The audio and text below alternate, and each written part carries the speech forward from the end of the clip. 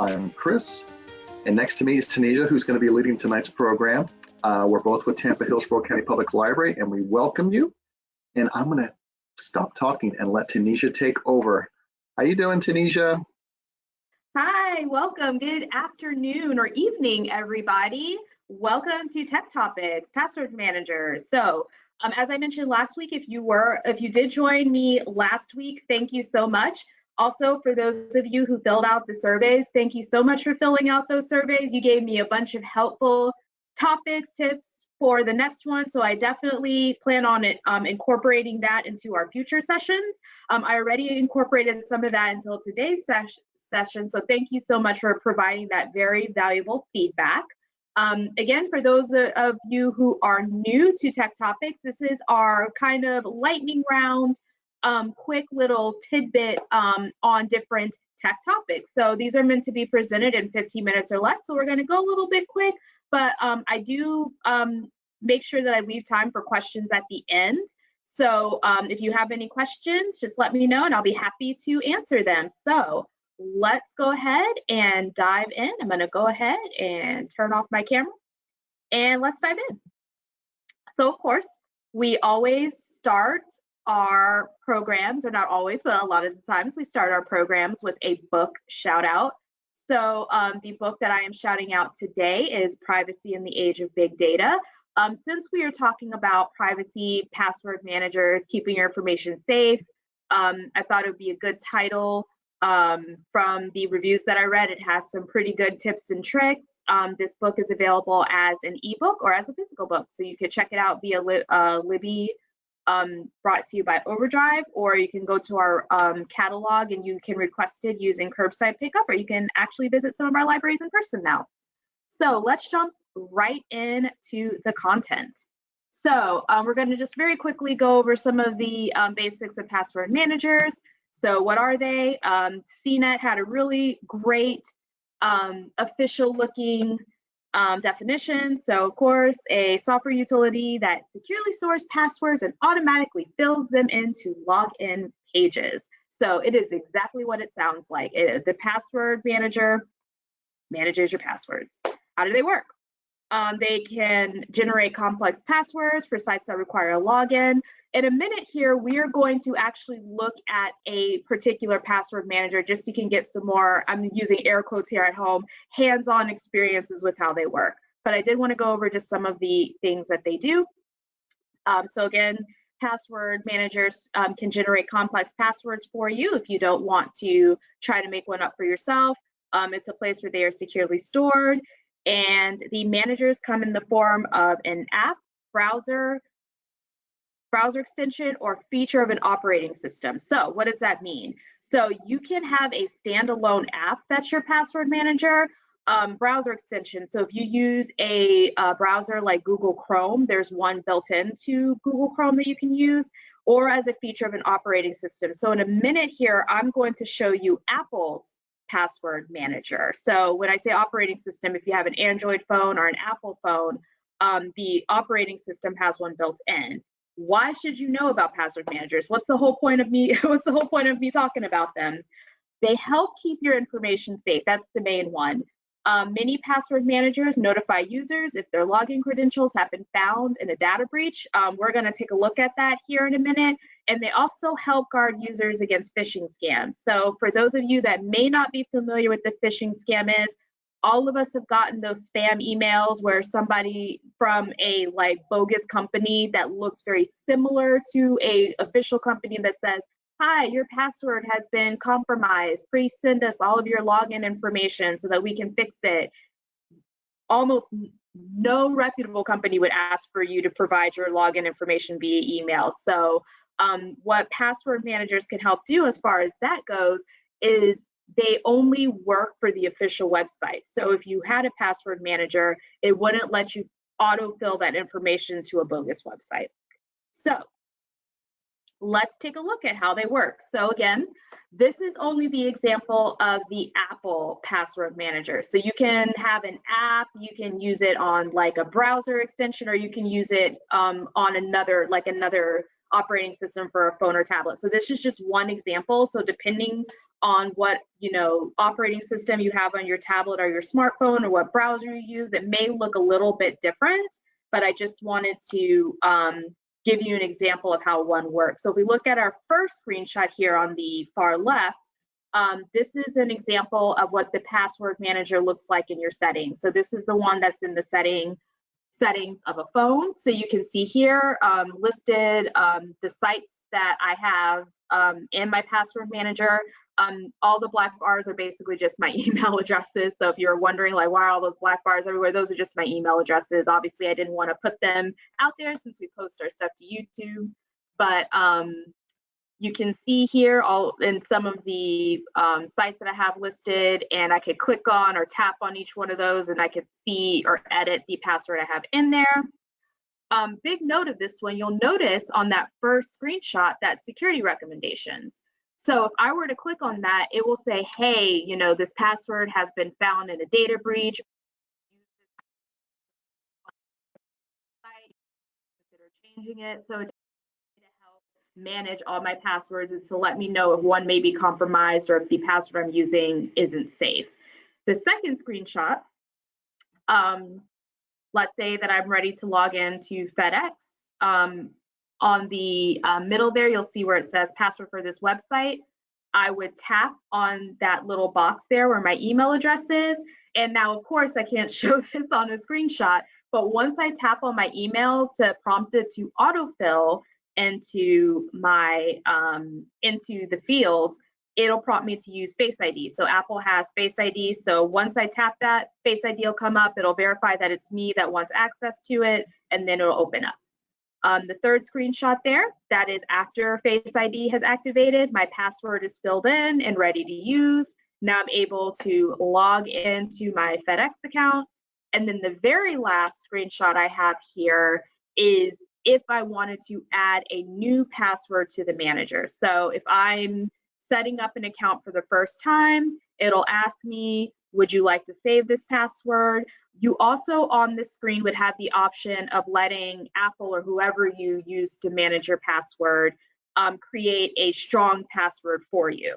So I would put in save password, or no, I don't want this password saved, or just not right now, I don't have time to worry about all of that, and then I could move on. So here's a practical use for password managers and how they work.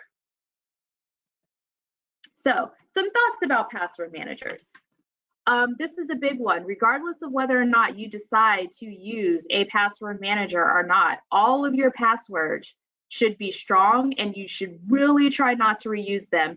I know I'm personally guilty of reusing passwords because it's nearly impossible to try to remember all of the logins I have for every single site, but this is where the password manager would come in very handy. That way all I have to do is enter it in once and I don't have to worry about it again. One big caveat for that, of course, is that this is linked to my Apple account. So if I wanted to use it on any other device that wasn't an Apple product, then I wouldn't be able to use it. However, in my case, all of my products are Apple, so I'm good to go. Like I just mentioned, using the same password for multiple sites can leave your information vulnerable. So in a lot of attacks, of hacking attacks, they'll find your password and they'll try to use it on different websites to see if that one password will work on other logins. Some benefits, they can prevent password reuse, like I just said, and you only have to remember one master password. In my case, I don't even have to remember any because Apple uses Face ID, so all I got to do is, put my face up to the phone and it shows up. Some drawbacks, entering login information for all the sites that you use can be time consuming. So if you're doing it for the first time and you're using an outside, if you're using a password manager that's not linked to your browser or to your operating system, it may take you a while to get all that information into that password manager. Also, something to remember is that some sites require extra login information. So you may have heard the term two-factor authentication, floating around there. If you're not familiar with it, that is going to be a tech topic in the future, so stay tuned for that. But some websites require more information than just a basic username and password. In that case, the password manager won't work. Also, password managers don't work for all sites, so some block them. This is especially the case for banking institutions for obvious reasons. Banking institutions want to make sure that all of your information is super duper safe. So some banks will just block it. They won't even let the password manager put in, the password manager be used. It'll block it. So, wow, right at 5:40, awesome. So that's what I have for you guys. Let me put myself back on camera so that we can take some questions. And while we are waiting for the questions to roll in, of course, at the end of all of our stuff, I got the contact information, link to our next programs and events. And our next topic coming up is browser extensions. I know Chris is going to throw that in the chat for you. He is also going to throw in the chat for you a link. If he didn't, let me see if he did. A link for a site that has just a password manager comparison. I believe it is, who did I pick for that one? I think I picked PC Mag for that, PC Magazine for that. So it is a link that just does a comparison of the different outside password managers that aren't necessarily linked to a browser or a operating system. So Chris, do we have any questions? We do. So our first question here is, if the password manager creates a password for you, does it tell you what it is? Yes, it does. So it definitely tells you what it is. It is very, very long. So I do let the password manager create some of them for me, and it's like seriously like 20 digits. But you are able to see that password when it's first entered, and you can go back. Let me go back to that slide real quick. So in the slide, that very, very first one that I have there, when you click on, or sorry, because you can't click on it because it's a phone, when you tap on each login, you're able to view the password that you have in place for it. All right. So we have another question here. Someone's asking, password managers don't work for any sites requiring dual authentication, will they? I guess they want to know if they'll work for the dual authentication sites. They will.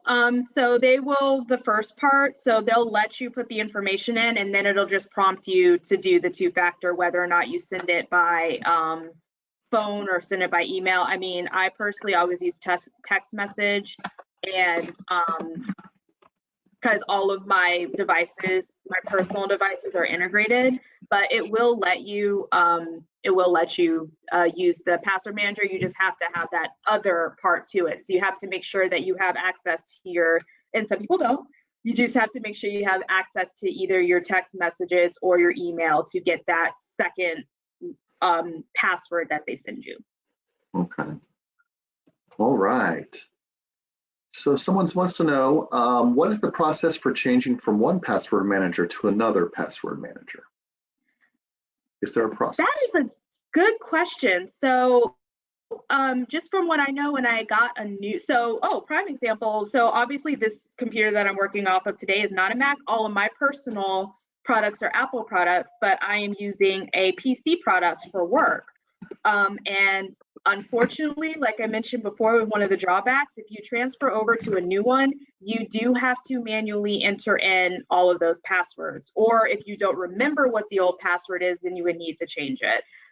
So that is something that I definitely had to do, because when everything shut down, we first went home, I was using my personal computer while I waited to be assigned a laptop. And so once I got the laptop, I had to enter in and change a whole lot of passwords because I just didn't remember what they were. So unfortunately, that's kind of the hard part. You do have to go in and manually enter all of the ones that you use. My two cents is it's definitely easier to use one that is like affiliated with your browser or your operating system, because then it's able to be used on multiple devices. So if you log into Google Chrome on your smartphone or your tablet or your laptop, if you're using the same login for all three of them, then they should pop up. However, if you do want that extra layer of security that maybe having an outside password manager gives you, then that would be another, it basically depends on what you need it for and how secure you would like your stuff to be. All right. It looks like that is it for questions. And it looks like that is great timing because we are at the end of our time here. So thank you guys so much for joining me for this little bite-sized tech topic. Next week, we will be talking about browser extensions. So I hope to see you then. Thank you guys so much for joining us. Thank you, Chris, for jumping on with me and helping me with the questions and such. And have a good evening, everybody. And we will see you at the same place, same time next week. Good night, everyone.